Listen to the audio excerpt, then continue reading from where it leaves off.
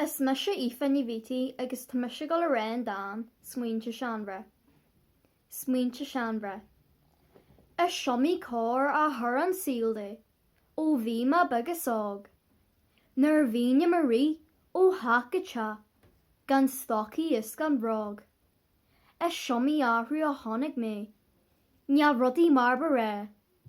Neall na daoine le cosannanta, agus ní bheith a rís go bre. Bhí an seandram deibhil sannanta gan mála sin na grí, a thain drám á ganis, có glics có cuideal le fard lí. Gan fiú na páistí buge, ná bhla ar an scáil, tá fis an rí acu, ná bacla le do hall. Ima óige ní ra amar siúthre ar an bán na té, a prétaí agus brath córca, ag tús agus deir an le. Neart báine, éisc maciile, agus bheithe go leor. Ar miú siad leidir fálainn, as cin na gur a scór. Bhí drath na sláinte ar ga é, bhí acu lút na grá.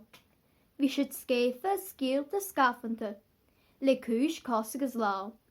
Thuig doctorí agus bhuig fiaclarí, ní roisiad na rí go le, agus ní ra acadí cyfia, ag tartífa bues agus cré. Bhí éad a fiúnta tíre a bhí ar hefar agus ar bhórt. Gréasan den na nnéanú féin, ní roisiad riú ar locht, a thar cheafla an le seo, ní bheith acu mar an más, a thar báníns cumna drogaide, a ro antú buin agus teas. Bhí sciirtaí brethe fórstanna, ar mré má síos go sáil. Mini scirt na brag ísle, ní róla feiceal ná le fáil. Scíhan agus muine nachta, ban néire lás cinga ní, agus dag mar ága agus ísta, an raig mar dag dí áthú í.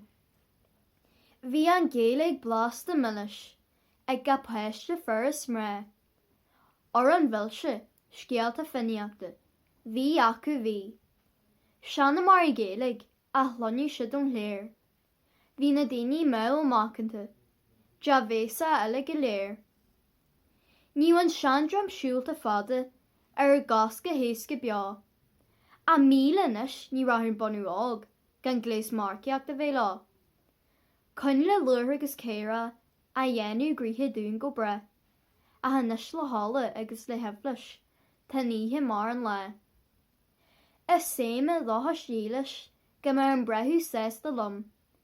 Nár dhí a lár rinne, ní dhearna mis se cappa srom. Agus I gaftaí or na crinne, Jerry Potter le hiú dra. Mas stinne húd an seandram, tá fáilte ród iste. Gur maigid, malam sa orla ní bítí.